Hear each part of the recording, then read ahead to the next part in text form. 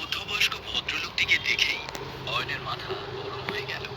ও জিজ্ঞেস করলো, বিক্রমবাবু, আপনি আপনি এখানে কি করছেন? সোনালী ফ্রেমের কালো চশমা পরা লোকটিকে দেখেই বোঝা যাচ্ছিল যে তিনি বেশ বড় লোক। অয়নের দিকে তাকিয়ে তিনি বললেন, আমি আপনাকে নিয়ে যেতে এসেছি। আপনাকে তো আমি চুপ করতে পারি না, কারণ আমি আপনার বাবার একজন সাধারণ কর্মচারী মাত্র। কিন্তু যেভাবেই হোক আপনার বাবার দেওয়া কাজটা আমাকে শেষ করতেই হবে। লোকটার কথা শুনে অয়ন বলল, এত ঘুরিয়ে পেঁচিয়ে না বলে সোজা পয়েন্টে আসুন। কি বলতে চান আপনি? লোকটি একটু হেসে বললেন, বেশ ভালো কথা। যে কথাটা আমি বলতে এসেছিলাম তা হলো এই যে আপনার বাবা রাজদীপ রায়চৌধুরী চাইছেন এখন থেকে ওনার পুরো ব্যবসা এবং কোম্পানির দায় দায়িত্ব আপনি নিজের হাতে নিন। এশিয়ার সবচেয়ে বড় বিজনেস এম্পায়ার আপনার হাতে তুলে দিতে চান আপনার বাবা। বিক্রম নামের ভদ্রলোকের কথা শুনে অয়নের মাথায় যেন রক্ত উঠে যায়। সে বলে, এসব কথা শুনে আমি কি করব? আমি তো রাজদীপ রায়চৌধুরীর অবৈধ সন্তান। তাহলে কেন উনি আমার হাতে নিজের ব্যবসা তুলে দিতে চাইছেন? তার থেকেও বড় কথা, আমার মা যখন অসুস্থ ছিলেন তখন আমি ওনার সাথে যোগাযোগ করার বহু চেষ্টা করেছিলাম, কিন্তু উনি তখন ব্যস্ত ছিলেন ওনার সো কল্ড বিজনেস মিটিংস নিয়ে। ওনার জন্যই আমি আমার মাকে হারিয়েছি, তাই ওনাকে আমি কোনোদিনও ক্ষমা করতে পারবো না। আপনি এখান থেকে চলে যান প্লিজ। অয়নের কথা শুনে একটা দীর্ঘশ্বাস ফেললেন বিক্রম বাবু। তারপর বললেন, ছোট বাবু, আপনি খুব ভালো করেই জানেন আপনার বাবা কিরকম জেদি মানুষ। আপনাকে নিজের কাছে নিয়ে যাওয়ার জন্য যত দূর যেতে হয় উনি যাবেন।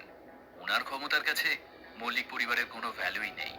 আপনার বাবা যখন কিছু চান সেটা যেভাবেই হোক পেয়েই ছাড়েন। কিন্তু একটা ছোট্ট পরামর্শ দিই আপনাকে, আপনার সাথে যা ঘটেছে সেসব ভুলে যান। আপনার যা কিছু প্রাপ্য মিস্টার রায়চৌধুরী আপনাকে সব দিতে রাজি আছেন। আপনি ফিরে চলুন।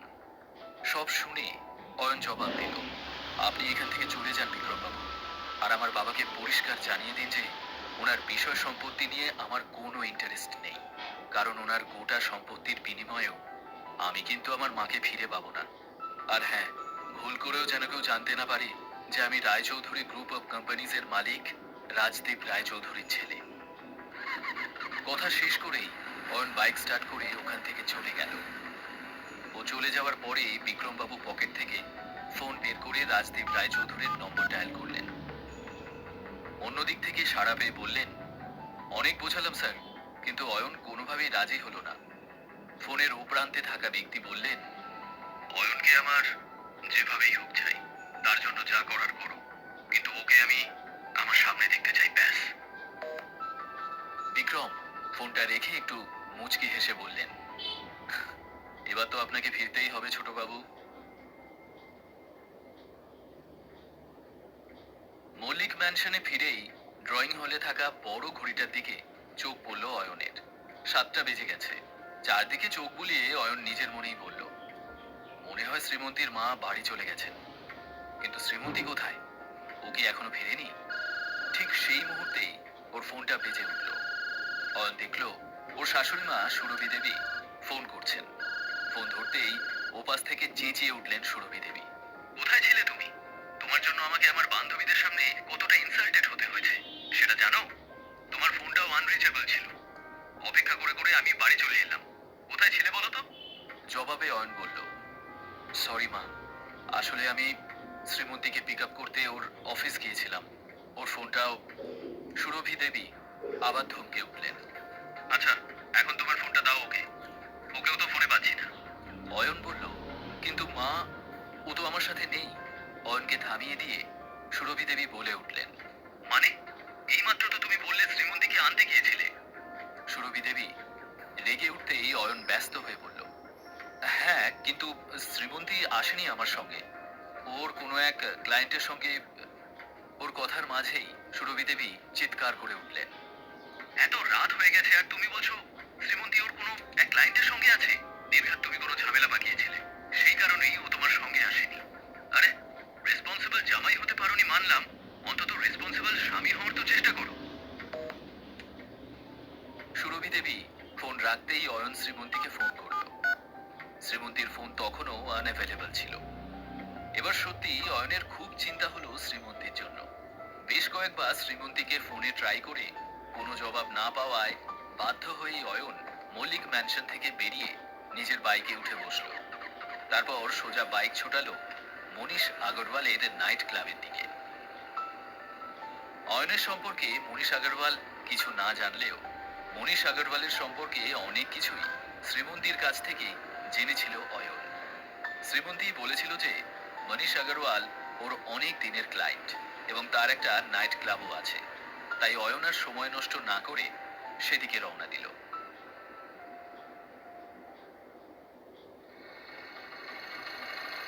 অয়ন নাইট ক্লাবের সামনে বাইক পার্ক করে ভেতরে ঢুকলো। সেখানে প্রচন্ড জোরে গান বাজনা চলছিল আর লোকজন মদ্যপ অবস্থায় নাচানাচি করছিল।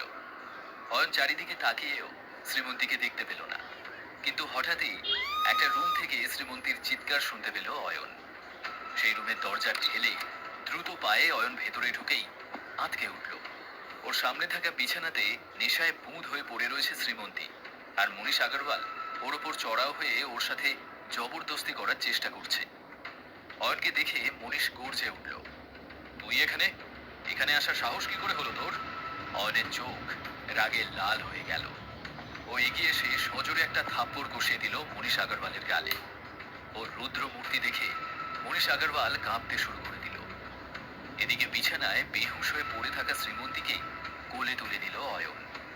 তারপর দাঁতে দাঁত চেপে মনীষ আগরওয়ালকে বলল, মিস্টার আগরওয়াল, আমি শ্রীমন্তীর husband. Yes, I am her husband. এই মুহূর্তে আমার মন বলছে খুন করে ফেলি তোমাকে, কিন্তু শ্রীমন্তীর কথা ভেবে এখনকার মতো চুপ করে আছি। ওর তোমার উপর খুব বিশ্বাস ছিল। এরপর তোমার যা ব্যবস্থা করার ওই করবে। কথা শেষ করে শ্রীমন্তীকে কোলে নিয়ে রুম থেকে বেরিয়ে গেল অয়ন।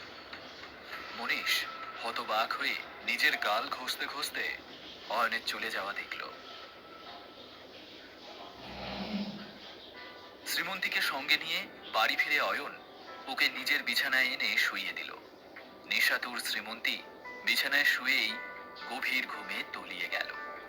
ওর নিষ্পাপ সুন্দর মুখটার দিকে চেয়ে থেকে অয়ন বলল, আমি জানি তুমি আমার ঘরে শুতে পছন্দ করো না, কিন্তু আজকের রাতটুকু তোমাকে এই ঘরেই কাটাতে হবে, কারণ এই অবস্থায় তোমাকে একা ছেড়ে দেওয়ার কথা আমি ভাবতেই পারি না। শ্রীমন্তীর চুলে বিলি কাটতে কাটতে ওকে এক দৃষ্টিতে দেখছিল অয়ন। ঘুমন্ত অবস্থায় কি সুন্দর লাগছে শ্রীমন্তীকে। মেয়েটাকে খুব ভালোবাসতে ইচ্ছে করছিল ওর, কিন্তু এই মুহূর্তে ওকে ছোঁয়ার সাহস অয়নের নেই।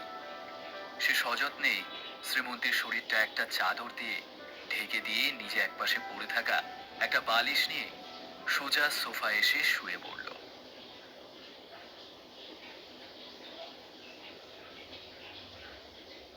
পরের দিন সকালে ঘুম থেকে উঠে অয়ন ফ্রেশ হয়ে জামা বদলাচ্ছিল, আর ঠিক তখনই শ্রীমন্তী চোখ খুলল। নিজেকে অয়নের বিছানায় দেখে মাথাটা গরম হয়ে গেল ওর। চিৎকার করে শ্রীমন্তী বলে উঠল, তোমার সাহস কি করে হলো আমাকে এখানে আনার, আমার সাথে এক বিছানায় শোয়ার? আমাকে এখানে কেন নিয়ে এসেছ? অয়ন অবাক হয়ে শ্রীমন্তীকে দেখছিল। ও ভেবেছিল ঘুম থেকে উঠেই আগে শ্রীমন্তী ওকে থ্যাঙ্কস জানাবে, কিন্তু সে তো উল্টে ওকেই ভুল বুঝছে। বিরক্ত গলায় শ্রীমন্তী আবার বলল, তুমি খুব ভালো করে জানো আমরা আলাদা রুমে থাকি, তাহলে কেন তুমি আমাকে নিজের বিছানায় শোয়ালে? কেন আমার সাথে এসব করলে বলো? শ্রীমন্তীর রাগ দেখে অয়ন বলল, শ্রীমন্তী, গতকাল রাতে তুমি নেশা করেছিলে, আর ওই রাস্কেল আগরওয়াল তোমাকে মলেস্ট করার চেষ্টা করছিল। আমি ঠিক সময় এসে না বাঁচালে একটা দুর্ঘটনা ঘটে যেতে পারত। এত কিছুর পর তোমাকে একা ছাড়তে মন চায়নি আমার, তাই তোমার সাথেই ছিলাম আমি। এতক্ষণে গত রাতের ঘটনাগুলো আস্তে আস্তে মনে পড়ছিল শ্রীমন্তীর। মনীষর গ্লাসে কোনো ড্রাগস মিশিয়ে দিয়েছিল, তাই ওর নেশা হয়ে গিয়েছিল। তারপরেই মনীষ ওর সাথে খুব খারাপ কিছু করার চেষ্টা করছিল, আর তখনই অয়ন চলে এসেছিল। তারপর ওর আর কিছুই মনে নেই। রাতের ঘটনা মনে পড়তেই শ্রীমন্তী একটু দমে গেল। নিজের উপরে ওর খুব রাগ হচ্ছিল, কিন্তু ও সেটা বুঝতে না দিয়ে বলে, গতকাল রাতে কি হয়েছে আমার সব মনে আছে, ওকে? কিন্তু আমাকে বাঁচিয়েছো বলে যদি ভেবে থাকো যে সেটা সুযোগ নিয়ে তুমি আমার কাছাকাছি আসার চেষ্টা করবে, তাহলে সেই ভুল ভাবনা এখনই মাথা থেকে বের করে দাও। শ্রীমন্তীর কথা শুনে হাসলো অয়ন। তারপর ঘুরে গিয়ে নিজের জামাটা পরে নিল। শ্রীমন্তী বিছানা ছেড়ে উঠে সামনের টেবিলটা থেকে তার ল্যাপটপটা নিয়ে বলল, মাঝখান থেকে আমার জরুরি কাজগুলো করতে দেরি হয়ে গেল। আর এই মনীষ আগরওয়াল লোকটার শয়তানি আগে বুঝতে পারিনি তো। এর কিছু একটা ব্যবস্থা করতেই হবে। কথা শেষ করে শ্রীমন্তী সামনের সোফায় বসে ল্যাপটপ খুলল। একটা ইমেল খুলে পড়তেই চমকে উঠল সে। হতাশ কণ্ঠে বলল, এটা কি করে সম্ভব? আমার সব থেকে বড় ড্রিম প্রজেক্ট ওই অফিসার অ্যাপ্রুভ করলো না কেন? ঠিক তখনই শ্রীমন্তীর ফোনটা বেজে উঠল। স্ক্রিনে ভেসে উঠল শ্রীমন্তীর দাদু সুবীর মল্লিকের নাম। মল্লিক ইন্ডাস্ট্রির ছোট বড় সব কাজের ব্যাপারে শেষ সিদ্ধান্ত উনিই নেন। দাদুর ফোন পেয়ে চিন্তায় পড়ে গেল শ্রীমন্তী। ও জানে যে ব্যবসায়িক কাজকর্ম নিয়ে ওর দাদু খুব কড়া। ফোনটা তুললেই নিশ্চয়ই দাদুর বকুনি শুনতে হবে। ভাবনা থামিয়ে ফোনটা ধরেই নিল শ্রীমন্তী।